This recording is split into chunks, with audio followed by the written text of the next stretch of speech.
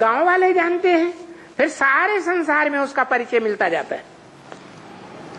ऐसे ही इस मनुष्य सृष्टि में साकार सो निराकार भगवान है, जिसकी यादगार शिव के मंदिर में शिव बाबा दिखाई जाती है, शिवलिंग।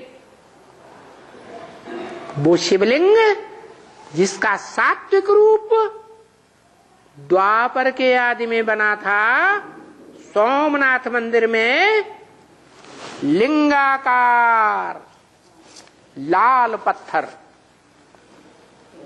और उसमें हीरा जड़ा हुआ था। वो हीरा है इस मनुष्य सृष्टि के हीरो पार्टधारी की यादगार।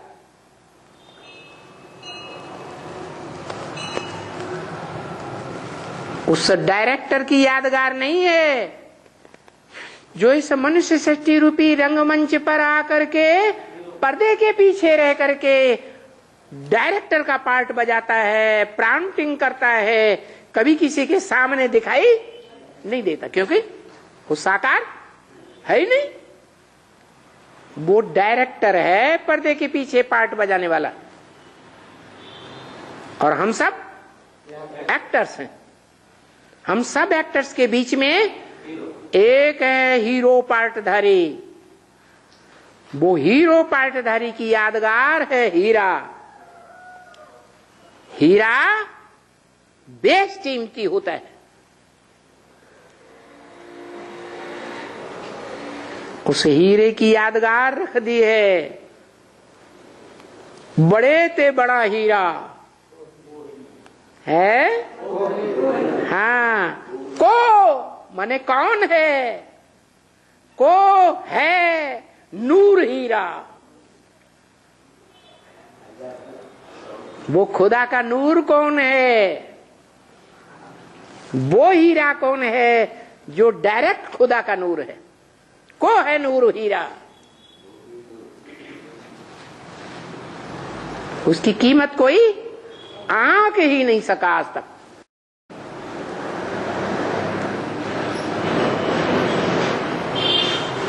वो नूर हीरा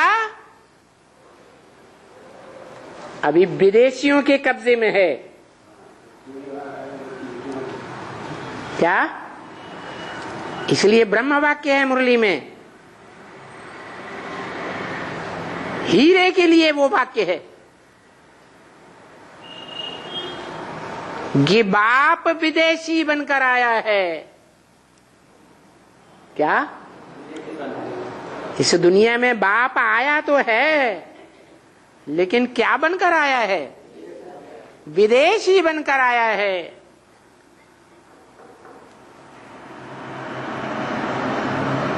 मना दुनिया में आया है, विदेशी बनकर आया है।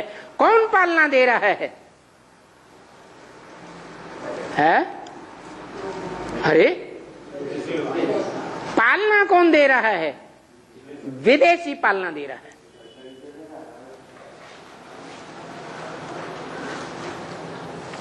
उन विदेशियों की आज तक यादगार है। यादव। क्या? यादव उन्हें कहा जाता है जो ग्वाले होते हैं, दूध दूहते हैं।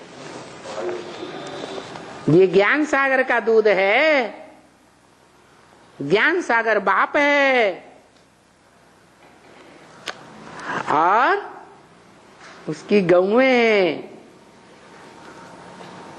उनसे ये ज्ञान का दूध निकलता है।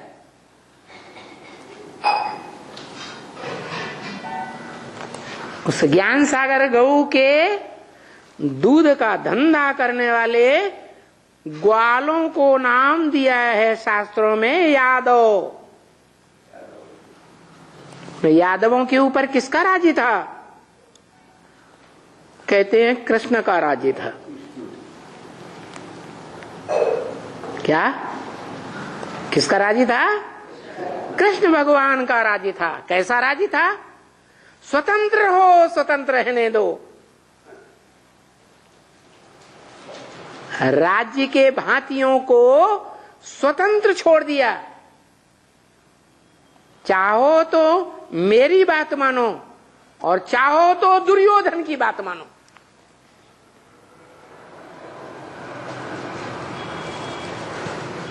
तो भगवान की सारी सेना किस तरफ चली गई है? कौरवों की तरफ चली गई। खुद स्वतंत्र बन करके रहे, खुद कौरवों का साथ नहीं दिया। किसका साथ दिया? पांडवों का साथ दिया।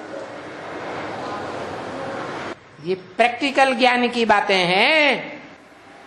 इस मनुष्य सृष्टि रूपी रंगमंच पर भगवान ने आकर के ये पार्ट बजाया है, परंतु मनुष्य गुरुओं ने कृष्ण का बच्चे का नाम डाल दिया। अरे बच्चा कैसे राजयोग की बातें सिखाएगा? जो गीता में बोला गुह्यात गुह्यतरम ज्ञानम, मैं गुह्यते गुह्य राज की बातें बताता हूं, बच्चा सिखाएगा? गुह्य ज्ञान की बातें बच्चा जानता है क्या? अरे बच्चा बड़ा होगा, नौजवान होगा, तब ही तो राज की बातें जानेगा कि मनुष्य जीवन का राज क्या है, मनुष्य के जीवन में क्या सुख है। बच्चा सुख को जानता है क्या? नहीं। और ये तो राजयोग के सुख की बात है, जो राजयोग सिवाय परमपिता परमात्मा शिव के और कोई सिखा ही नहीं सकता। वो ऐसा सुख देने वाला सुखदाता है जो इंद्रियों से सुख नहीं मिलता। पंचभूतों से बने शरीर में जो इंद्रियां हैं, उन इंद्रियों से जो सुख नहीं मिलता, उस इंद्रियों के सुख से भी परे का सुख, अतीन्द्रिय सुख देने वाला बाप है। दुनिया में इससे ऊंचा कोई सुख होता ही नहीं। और जो इतना सुख ऊंचे से ऊंचा भोगने का अनुभव करती हैं आत्माएं, वो ही आत्मा इस सच्ची रूपी रंगमंच पर कंट्रोल करने वाले राजा रानियां बनते हैं। राजा रानियों के परिवार के भांति बनते हैं, जिनकी संख्या शास्त्रों में 16,108 दिखाई गई।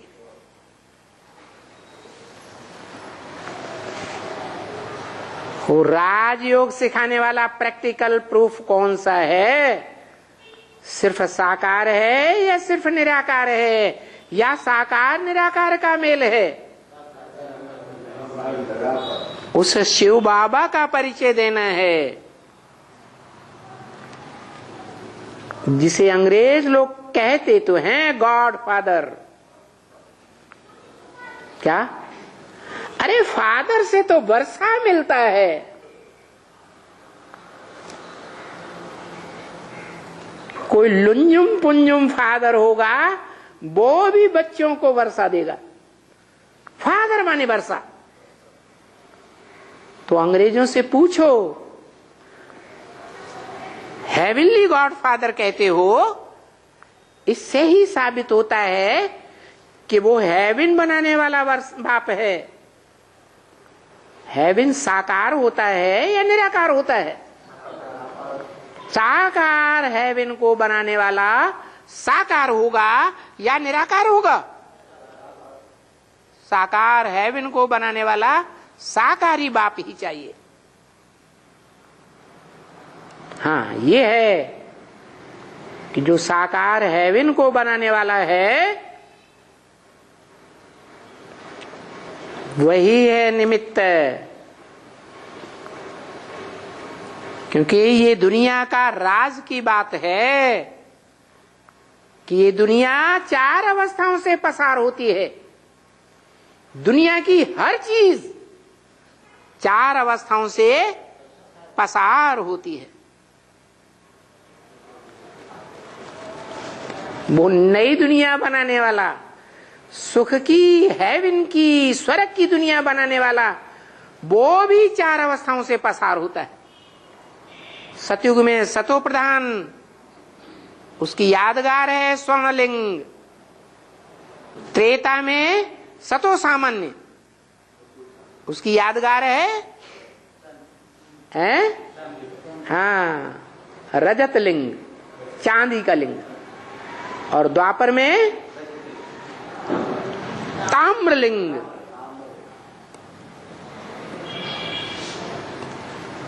रजो प्रधान। और कलयुग में तमो प्रधान काला। तो जो मनुष्य सृष्टि का बीज है, बाप है, वो ही 4 अवस्थाओं से पसार होता है, तो सबको 4 अवस्थाओं से पसार होना पड़ता है। जो मनुष्य सृष्टि का पहला पत्ता जलमयी सृष्टि के बाद समंदर में दिखाया जाता है, पीपल के पत्ते पर, वो भी 4 अवस्थाओं से पसार होता है। 16 कला संपूर्ण से आरंभ होता है सतयुग में, त्रेता में 14 कला, द्वापर में 8 कला, कलयुग में कलाहीन हो जाता। घोर अज्ञान की अंधकार की रात्रि में आ जाता। ऐसी स्टेज सब सारी दुनिया की आती है, उसको कहा जाता है महाशिवरात्रि। छोटी मोटी रात्रि नहीं, ऐसी महान रात्रि जैसा घोर अंधकार कभी दुनिया में न हुआ था न कभी होता है।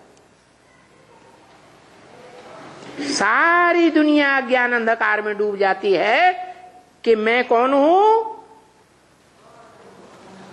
देह हूं, विनाशी देह। किसी को असलियत का पता नहीं रहता। तब वो सत्य का उजागर करने वाला बाप इस सृष्टि पर आता है, बताता है कि इस सृष्टि में एक ही है जो मेरे आने तक कुछ न कुछ सात्विक स्टेज में रहता है। मेरे आने के बाद वो आत्मा भी 4 अवस्थाओं से प्रसार होती है। सत्व प्रधान, सतो सामान्य, रजो और तमो। जब घोर तामसी स्टेज से पसार होती है तो वो आत्मा को ज्ञान का कितना भी बड़ा भंडार मिल जाए तो भी ईश्वरीय ज्ञान के तंत्र को नहीं पकड़ पाती। क्या तंत्र है?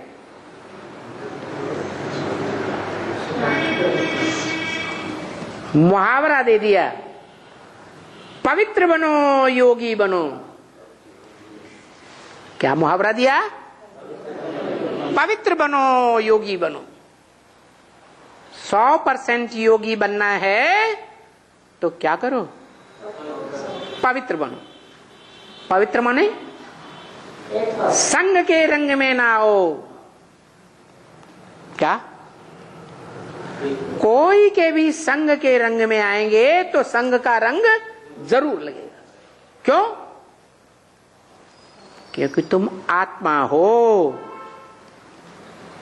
क्षरित होने वाली आत्मा हो, पतित होने वाली आत्मा हो। संग के रंग का प्रभाव तुम्हारे ऊपर जरूर पड़ता है। हाँ, कोई आत्मा के ऊपर धीरे धीरे प्रभाव पड़ेगा और कोई आत्मा के ऊपर तेजी से प्रभाव पड़ेगा। ये भी हिसाब है, कर्मों की गुह्य गति है। कोई भी कर्म तीव्र गति से किया जाएगा तो उसका फल तुरंत मिलता है। जैसे कोई हत्यारा हत्याओं के ऊपर हत्याएं, हत्याएं के ऊपर हत्याएं करता ही चला जाता, तो इसी जन्म में उसको फल मिल सकता है। तीव्र गति से जो कर्म किए जाते हैं, चाहे अच्छे कर्म हो चाहे बुरे कर्म हो, वो जल्दी से जल्दी फल देते हैं, फलदायी हो जाते हैं।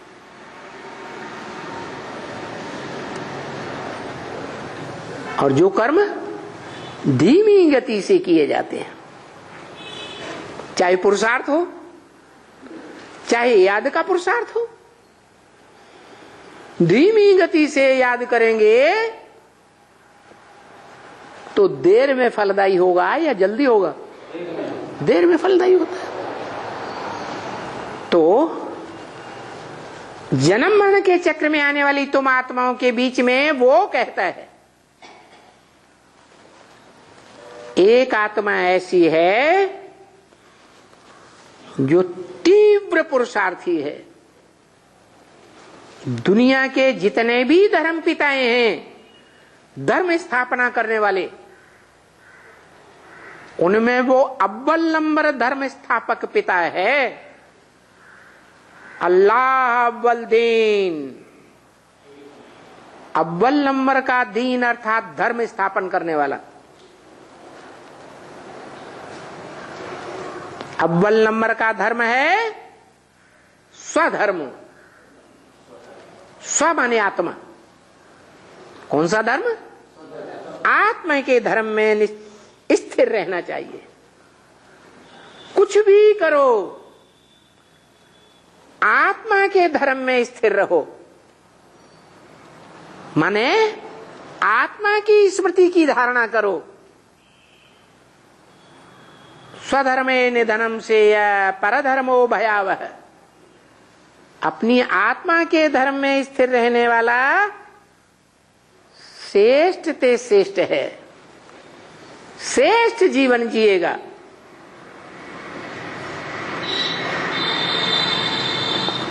आत्मा के अलावा किसी और की स्मृति करेगा तो भ्रष्ट बनेगा। क्या इस शरीर में क्या श्रेष्ठ है? आत्मा ही श्रेष्ठ है। ऐसे श्रेष्ठ इंद्रियां भी हैं, ज्ञान इंद्रियां, कर्म इंद्रियां भ्रष्ट इंद्रियां कही जाती हैं। लेकिन ज्ञान इंद्रियों में भी सबसे श्रेष्ठ इंद्रिय आंख। उसका भी संग करेंगे तो भी नीचे गिरेंगे, धीमी गति से गिरेंगे, गिरेंगे जरूर।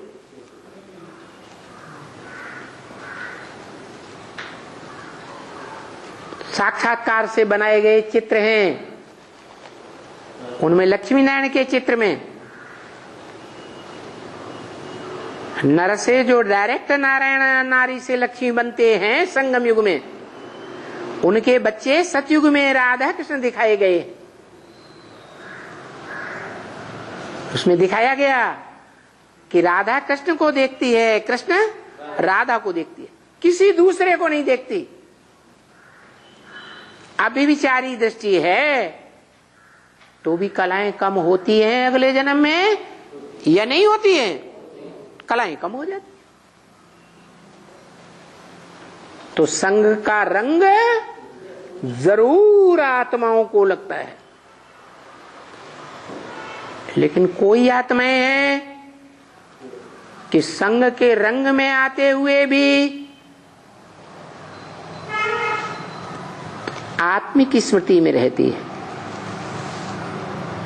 उन्होंने आत्मिक स्मृति का ज्यादा अभ्यास किया है। कब ज्यादा अभ्यास किया? जो फाउंडेशन पड़ गया संगम युग में। संगम युगी शूटिंग काल में जब भगवान इस सृष्टि पर आते हैं तो रास्ता बताते हैं। क्या? भले इंद्रियों से कुछ भी कर्म करो, कोई का भी संग करो, लेकिन मन बुद्धि से मुझे याद करो।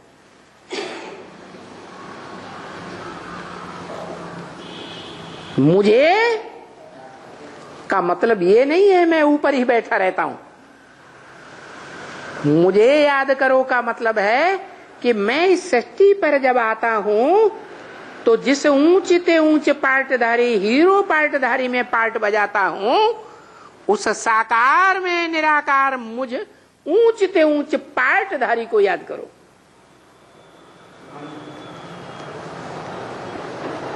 तो तुम्हारे ऊपर इंद्रियों के संग का कोई रंग नहीं लगेगा। इसलिए गीता में बोला स्वल्पम अप्यस्य धर्मस्य त्रायते महतो भयात्।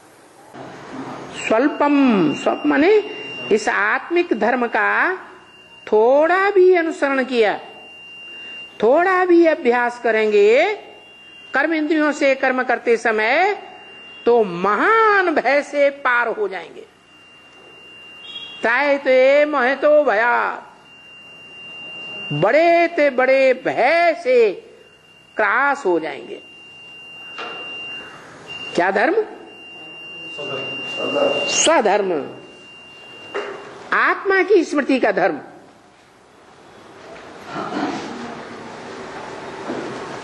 ये बड़े ते बड़ी धारणा है। थोड़ा भी अभ्यास करेंगे, हारिए न हिम्मत विसारिए न राम, थक नहीं जाना है। जैसे अर्जुन कहता है तीसरे अध्याय में, क्या? हे भगवान, मुझे इस घोर कर्म में क्यों डाल रहे हो?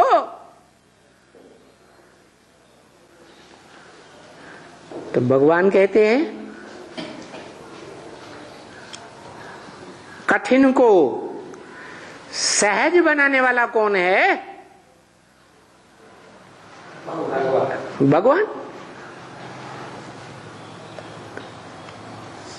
जो कठिन को सहज बनाने वाला रास्ता बताता है, उस भगवान के बताए हुए रास्ते को याद करो। उसका नाम है सहज राजयोग। कैसा राजयोग? सहज राजयोग। सहज का मतलब है देहधारी मनुष्य गुरुओं ने सहज को कठिन कर दिया। कैसे कठिन कर दिया? उन्होंने बता दिया भगवान निराकार है, भगवान साकार नहीं हो सकता। मनुष्य साकार होते हैं और मनुष्य कभी भगवान नहीं हो। वो ये जानते ही नहीं कि जिसे मनुष्य कहा जाता है वो मनु की औलाद को कहा जाता है। ब्रह्मा की औलाद जैसे ब्राह्मण, शिव की औलाद जैसे शैव, विष्णु की औलाद जैसे वैष्णव। बढ़ जाती है ना मात्राएं, ऐसे ही मनु की औलाद मानव या मनुष्य, क्या बढ़ गया अक्षर। तो बताया कि जो मनुष्य है उसे कहा जाता है जो मन का उपयोग करता है। क्या समझे? मनुष्य माने मन का उपयोग करे तो मनुष्य, मन का उपयोग नहीं करता तो जानवर। हो सकता है उससे भी ज्यादा बदतर हो जाए।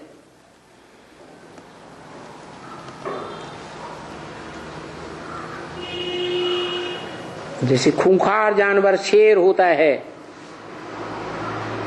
उसके सामने कोई प्राणी, कोई जानवर आ जाता है तो कैसे खूंखार होकर के चीड़ फाड़ डालता है, छोड़ता है, सोचता